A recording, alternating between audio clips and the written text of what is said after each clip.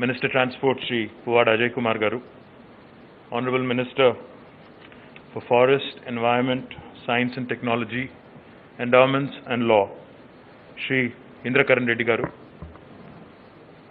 Honorable Principal Secretary of Roads and Buildings and Transport, Shri Sunil Sharma Garu, Honorable Principal Secretary, Industry and IT, Shri Jayesh Ranjan Garu, TSIC MD Garu, Narasimha Reddy Garu, TS Redco MD Janay Garu, to all the participants who've just signed memorandums of understanding with the government of Telangana, and to all the friends in the gathering here, a warm welcome to all of you.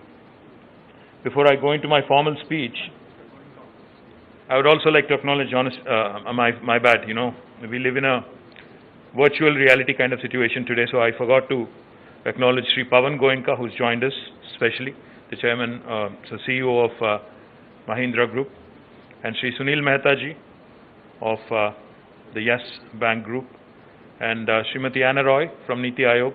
Thank you, madam, for joining us. And please do convey to Mr. Amitabh Kant that we missed him.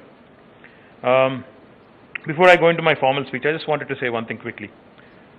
I was talking to a friend of mine, after seeing what's been happening around the world, during this pandemic, how nature was healing itself, and I was getting all these videos on social media, how nature really is healing and how the world is so much of a better place, without humans kind of killing whatever we've been doing, inflicting all the damage we've done.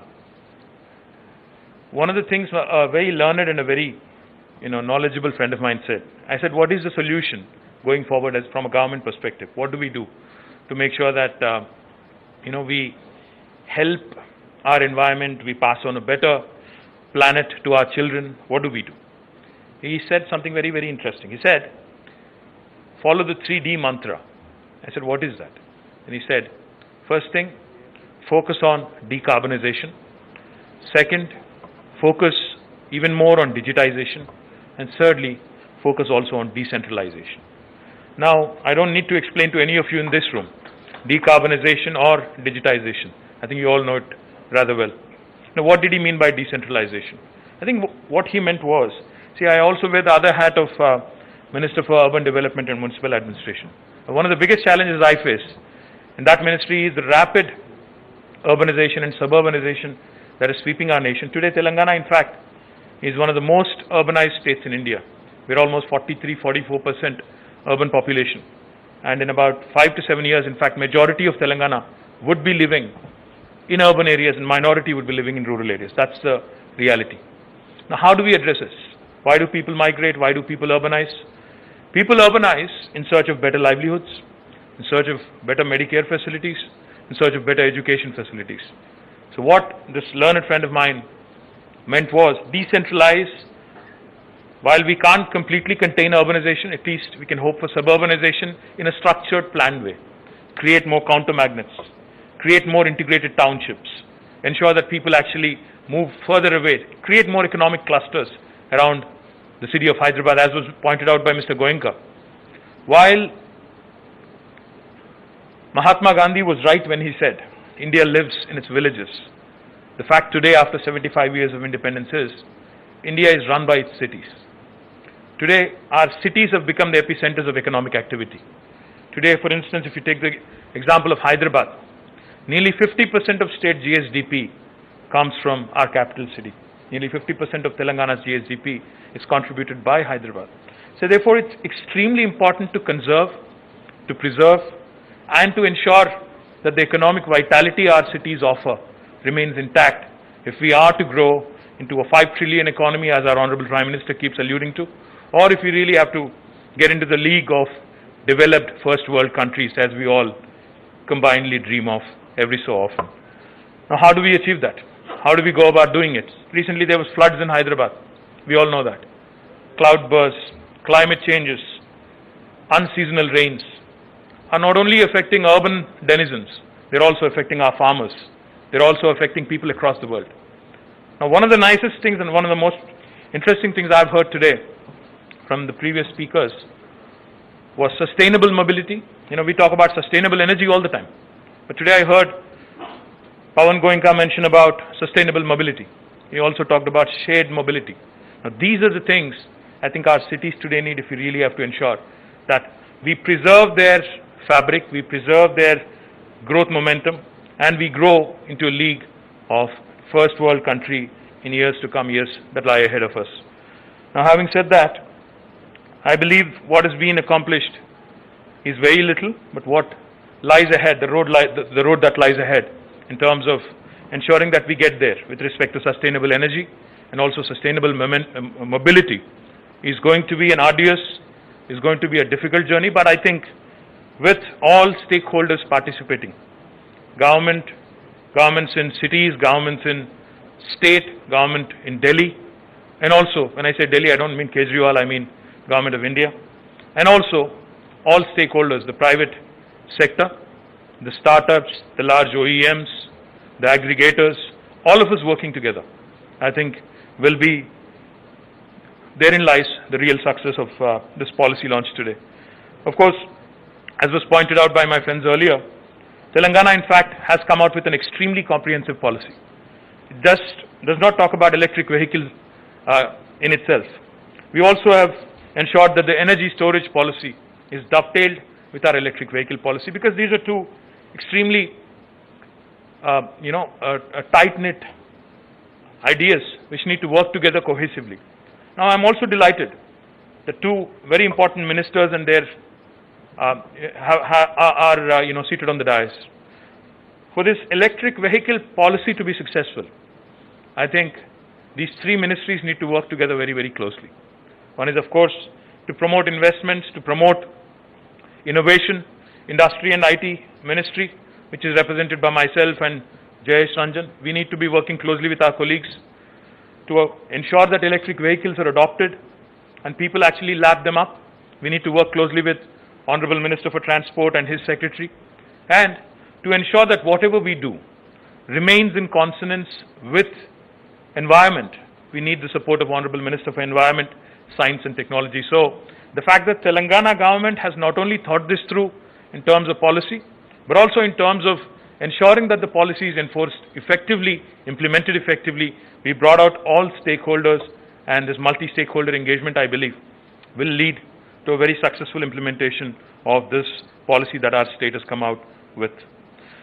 As I pointed out, Hyderabad is today our capital city, and it is the epicenter of our economic activity. This city today, in fact, I urge not only Mr. Pawan Goenka and to every electric vehicle manufacturer in the city, our dream today, in fact, as we launch this policy, is to make great strides of progress in electric vehicle adoption and also make our city and our state the epicenter of electric vehicle manufacturing and adoption. Now, I offer the city of Hyderabad as a test case for all electric vehicle manufacturers to come and work with us. Come and work with our Hyderabad Metro Rail. Come and work with our MMTS. Come and work with our RTC and see how together we can explore better public transportation solutions, better shared mobility solutions with our aggregators, Uber, Ola, and many others out there.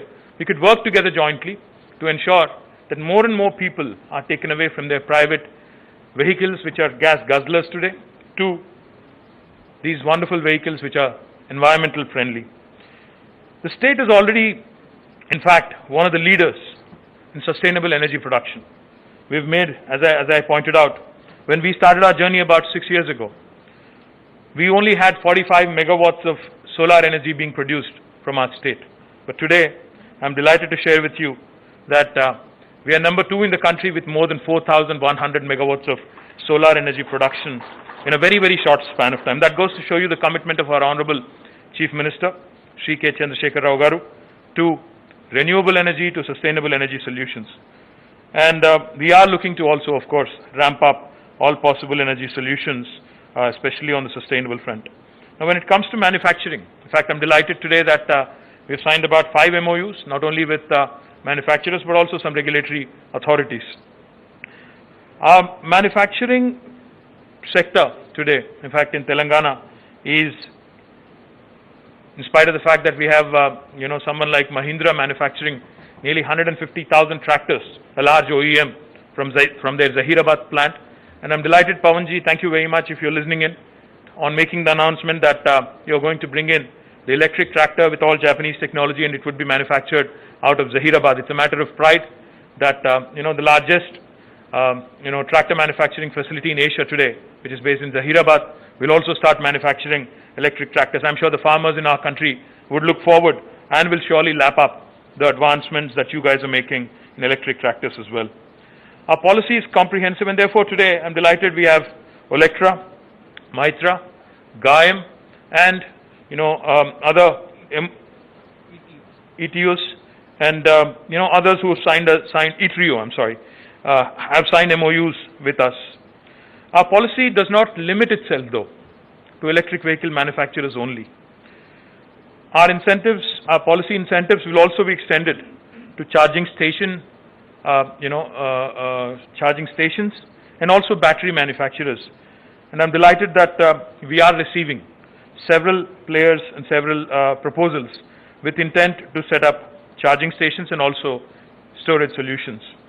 Now, I also wanted to quickly point out two things. Like I said, a cohesive approach between departments, between the various facets of my ministry, that is the industry and commerce, also need to be in place if we have to make a EV policy a truly successful policy. So therefore, let me share with you that in our state today we have the largest electronics manufacturing cluster. If you look at them in a combined way, we have more than 1,000 acres of land available at our disposal. One is E-City in Raviryal and another one in Maheshwaram. Between the two of them, we have 1,000 acres of land at our disposal for electronics manufacturers. Likewise, we also have a huge NIMZ, the National Investment Manufacturing Zone, based out of Zahirabad, where I already mentioned that Mahindra's, one of the largest OEMs of our country, has a significant plant. We would like to promote it as an automobile cluster and ensure that more than 1,000 acres again are allotted for any automaker who would want to come into our state and work with us so as to ensure a complete comprehensive ecosystem of OEM, supply chain can coexist together in one single location. And also, I'm happy to announce two clusters, two industrial clusters. One in the Chandanvalli Sitarampur cluster in Shabad in Rangareddy district, which is already attracting significant investment and which is where I think both Olectra and Mitra are setting up their plants, will shape up into an EV cluster. And also another very important cluster in Divitipalli in Mehboob will also be developed as another new energy park, new energy and new EV cluster. Likewise, we also plan, in fact, to develop a mobility cluster, which I will be announcing soon, possibly sometime next month. We have, again, a number of very interesting technology players and also auto manufacturers who are coming together for the first time in creating this mobility cluster. So this approach of having an automobile cluster, an electronics cluster, an EV cluster, and also a mobility cluster, I think would provide that comprehensive ground for anybody who's interested in electric vehicle space to make Telangana their hub and look nowhere else, no further, for their enterprise and entrepreneurial ideas when it comes to setting up base in India. We will continue, like I said, through TSI Pass and other very progressive initiatives under the dynamic leadership of our Honorable Chief Minister to continue to attract manufacturing and also continue to focus on expanding our research ecosystem through a collaborative effort with the private sector and also the wonderful academic institutions we have. Let me also remind you that Hyderabad, in fact, has a significant base of electronics companies in the form of ECIL, and I'm not talking now, I'm talking legacy. ECIL, BEL, in fact, HAL, and all of these companies, all of these large public sector undertakings, which are having a significant presence in Hyderabad, have shaped up the ecosystem. And there is a large, small and medium entrepreneurial ecosystem that already exists, which will again propel our drive and our ambition to be the leading EV and leading electrified state in the country, as a leader, in fact. And let me just give you some broad statistics. When the world economy and India's economy also, in fact, has not been doing very well for the last more than a few quarters. In fact, as you all may remember, even before Corona hit us, I think the last 8 quarters preceding, the pandemic, also we have seen slowdown across the country.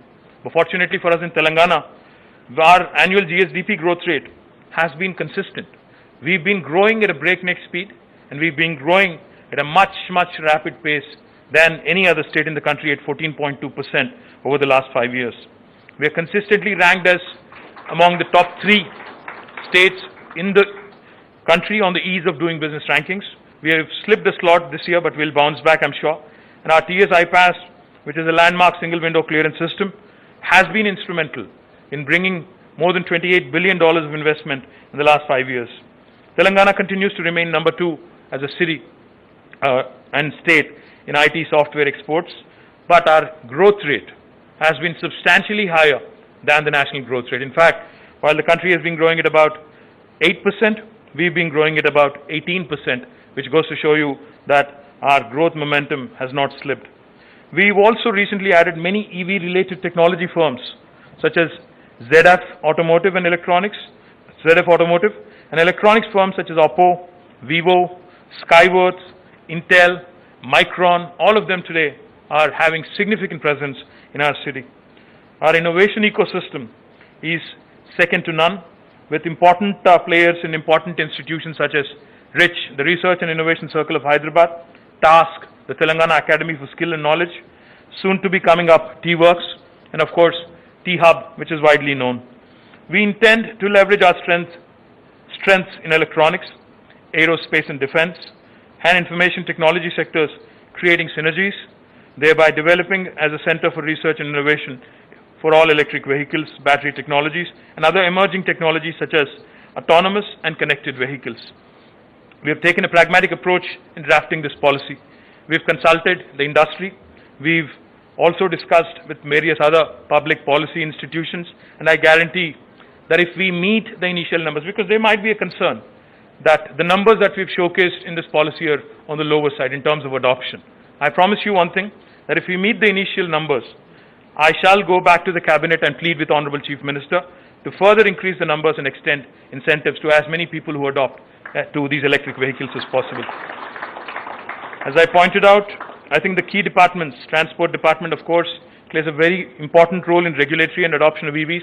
I request the Honorable Transport Minister and Transport Secretary to work with us closely, and let's work together in ensuring that this becomes a success.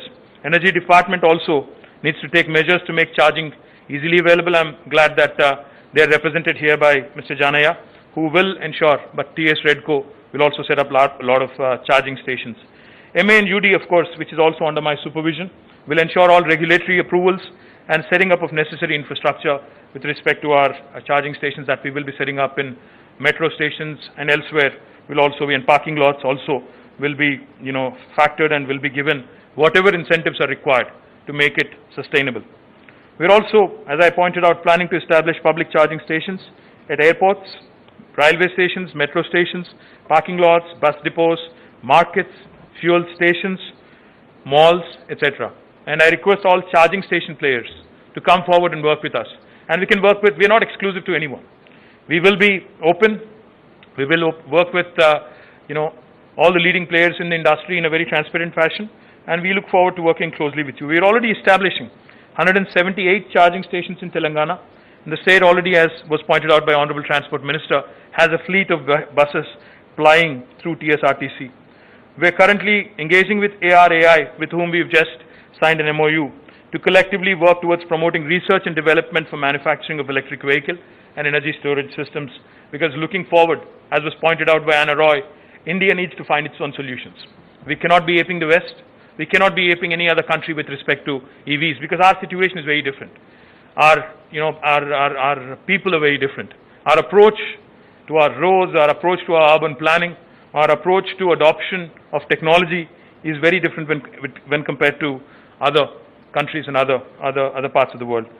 We believe that the EV adoption would increase more and more since the policy just rolled out today, as was pointed out again by my previous speakers. While Government of India may have launched out their idea, their efforts 3 years ago, I think it's very, very important for the states to join this to actually, gain momentum. And with Telangana now coming out with its own policy. I believe the adoption would improve and increase at a rapid pace. So we invite the industry in India and abroad to come forward, make Hyderabad as their base for manufacturing operations, as we believe local manufacturing is the key to achieve the price-performance parity and enable faster adoption of electric vehicles. Once again, I thank all the stakeholders who have participated in policy making, who have come forward to invest in the state of Telangana, and I look forward to interacting with you more often and more closely to ensure that Telangana truly becomes the hub for electric vehicles in India. Thank you very much.